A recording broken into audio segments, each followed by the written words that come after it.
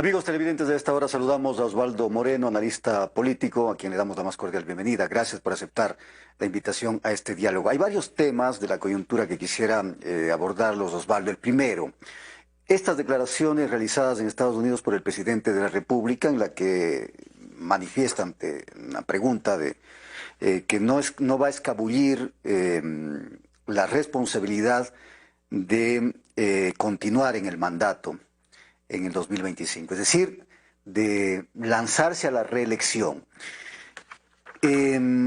Dada la coyuntura que estamos viviendo en este momento, ¿cuán, diríamos, positivas son estas declaraciones o negativas son estas declaraciones del presidente? Bienvenido nuevamente, Osvaldo. Buenos días. Buenos días. Un gran saludo a toda la audiencia de Telerama y muchas gracias por el espacio. Ecuador, en este momento que usted y yo estamos conversando, presenta el récord histórico de 25 muertes violentas por cada 100.000 habitantes, que es el parámetro para medir la inseguridad en los países.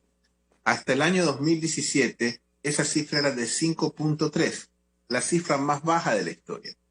Hasta el gobierno Moreno llegaron a 6.9. Es decir, el Ecuador vive su crisis de inseguridad más grande de la historia.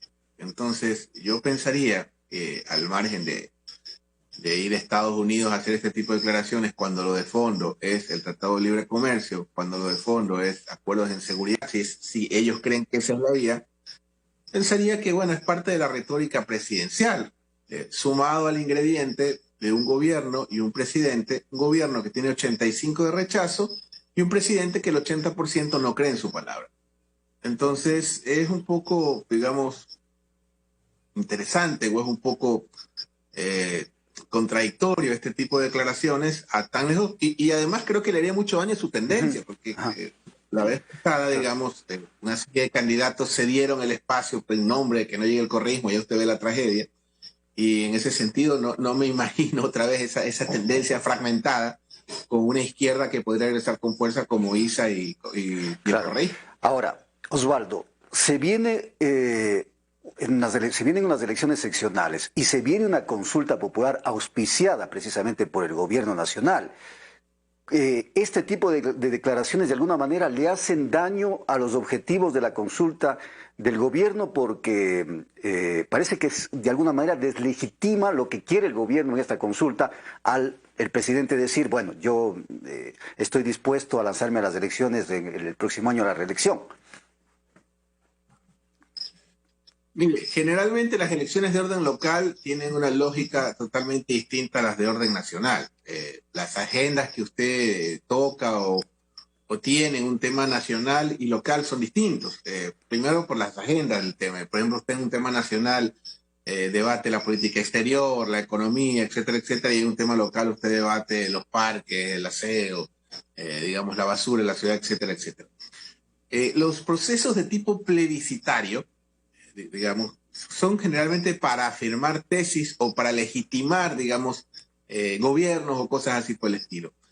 A mí me parece bastante potente, y en ese sentido me parece bastante valiente, salvo que haya cosas que usted y yo no sepamos, al menos yo no tengo esa capacidad de análisis, que un gobierno con 85% de rechazo se quiera poner a prueba en una elección de orden local, más allá de las agendas, que creo que es legítimo que el gobierno sin duda plantee una tesis, al margen de que estemos o no estemos de acuerdo, ¿no?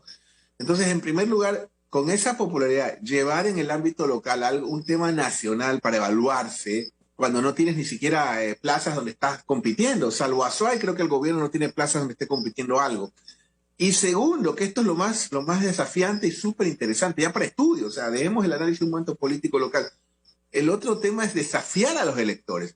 Los que no están de acuerdo con esta tesis son ya ni siquiera delincuentes y drogadictos, como decía en su momento el finado Flores Cordero, que dicen algunos especialistas que eso le costó la elección a Nebot en su momento. Aunque una elección es como un avión cuando se cae, hay una serie de eventos que hacen que un avión se caiga, no es que se estrelle ese día. Y lo segundo, como le decía, decirle a la opinión pública, a la población, los que no apoyan son los narcotraficantes, etcétera, etcétera, etcétera. Entonces, yo lo veo bastante audaz, porque podría correr el riesgo el gobierno. Yo me hago la gran pregunta, ¿qué pasa? Mire que alguna vez Correa le mandó la pelota a la otra esquina a Nebot cuando Nebot dijo que si perdía una pregunta en Guayaquil, en determinada, una de las varias consultas que convocó Nebot, Nebot terminó ganando por décimas, pero ganó. Entonces, ¿qué pasa si el gobierno pierde digamos, la consulta? Que va. Entonces, son muchos temas que llaman, sin prejuicio, los temas que podemos debatir, que creo que es legítimo que el gobierno lo haga.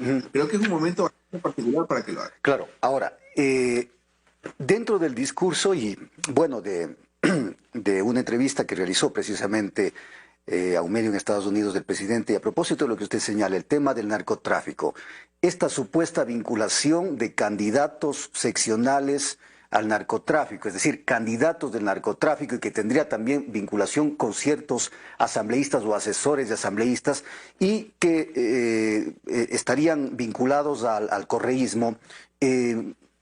¿Cómo entender estas declaraciones del presidente? ¿Hacia dónde va con estas declaraciones?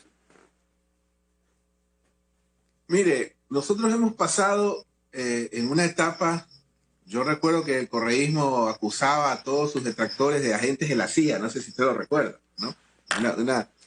Una retórica bastante ochentera, bastante de la Guerra Fría, y ahora hemos pasado a ese tipo de acusaciones, que quien tiene que, digamos, resolverlo, digamos, es la justicia y el gobierno, obviamente, con todo su aparato policial. Entonces, hacer ese tipo es como cuando recuerdo un medio de comunicación o un portal, ¿no? Ya no termino de entender esta nueva figura, digamos, de la comunicación, pero que existe. Planteaba que determinado cargo en la aduana costaba tantos millones de dólares y tales funcionarios del círculo cercano del presidente habían negociado con un empresario, entre comillas, de Centroamérica. Entonces, estos temas siempre existen en la agenda, de infiltración de la delincuencia organizada, del lavado de activos. Esas son las autoridades. Entonces, en ese orden hay dos cosas. Primero, la Fiscalía, que para eso existe la UAFE también. Y segundo, el Consejo Nacional Electoral. Entonces, ese tipo de acusaciones se tienen que probar. Pues yo al menos no lo sé. Pues uno no puede ir alegremente y hacer ese tipo de acusaciones y después, digamos, dialogar. Pues es como, esto viene mucho desde el principio del gobierno. Pues no, primero vamos a buscar el diálogo. Entonces a Nebot le decía conspirador, a Correa narcotraficante, a Herbas evasor. Me explico. Entonces, este tipo de situaciones uno yo creo que tiene que probarlo porque son súper graves y en un momento particular donde la consulta, desde mi perspectiva, por ejemplo, la extradición.